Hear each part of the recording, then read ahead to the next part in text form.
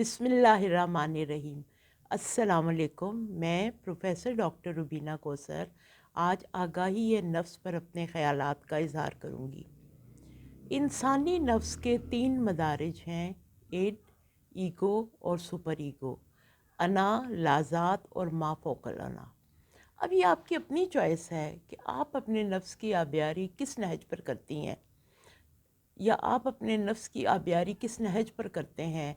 आया मैं, मेरा, मैं ही क्यों जैसे मनफी रवैयों से अपनी अना को मुनव्वस करके अपनी प्रोग्रेस को ब्लॉक कर देते हैं, और ये आपकी ब्लॉक प्रोग्रेस आपको नाअहली की तरफ ले जाती है।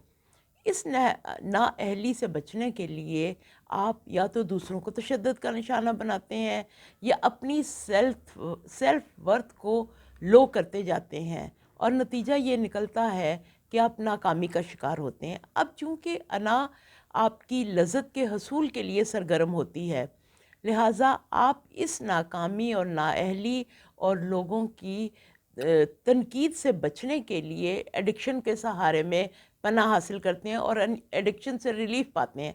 अब एडिक्शन चाहे कोई किसी किस्म की भी हो, आपकी ड्रग एडिक्शन हो, इंटरनेट एडिक्शन हो, आप तन्हाई का शिकार होने लगते हैं। आपकी ये तन्हाई आपको मायूसी और तशवीश की तरफ राग़िब करती है।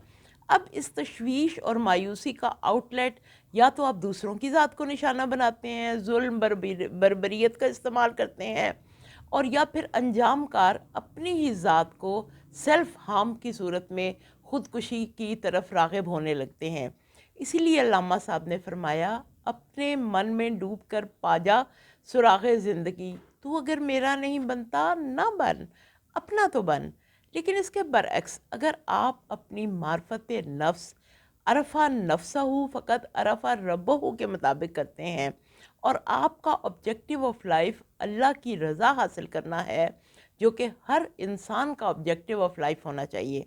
खाना पीना और बकाए नस्ल तो इंसानों और जानवरों में मुश्तरक है। इंसान को अशरफुल मखलूक इसीलिए बनाया गया कि हम अपने अल्लाह की अताअत और अल्लाह की रज़ा के मुताबिक अपने नफ्स की तरबियत करें, ताकि हम एक कामयाब इंसान बन सकें।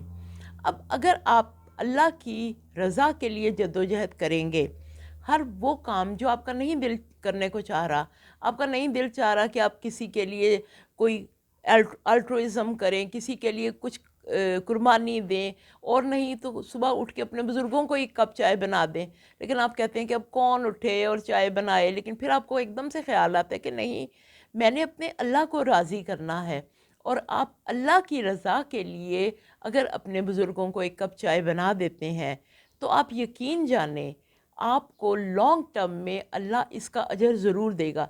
वक्ती तौर पर तो हम कहते हैं हम तो जी बड़े अच्छे काम करते हैं, मगर हमें तो कोई फ़ायदा नहीं होता।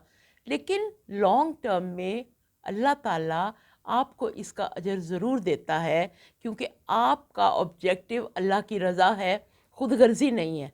अगर आप ख़ुद गर्ज़ी करके सिर्फ मैं, मेरा, मैं ही क्यों किसी के लिए कुछ करूं, मुझे तो जवाब में कुछ नहीं मिलता, उससे फिर लॉन्ग टर्म में वो आपका जो है तनकीद आपकी तरफ ही इको साउंड की सूरत में आती है, और फिर आप ही उससे अपनी सेल्फ वर्थ को लो करते हैं। लेकिन अगर आप किसी के लिए कुछ कर रहे हैं, अपना दिल नहीं चाहता, किसी का दिल नहीं चाहता कि मैं अपना पैसा किसी को दूं, मैं किसी के लिए कुछ करूं, किसी की खिदमत करूं, किसी को अपने जो है चीज़ों में शेयर करूं, लेकिन अगर आपका ऑब्जेक्टिव अल्लाह की रज़ा है, तो लॉन्ग टर्म में आपको इसका अजर ज़रूर मिलता है, क्योंकि कुरान के लहजे में हल जज़ाउल एहसान इल्लल एहसान है। और वक्ती तौर पर हम ज़रूर अपने मायूसी का शिकार होते हैं कि भाई हमने तो अपने रिश्तेदारों के लिए इतना कुछ किया, जवाब में उन्होंने तो हमारे साथ बुरा किया।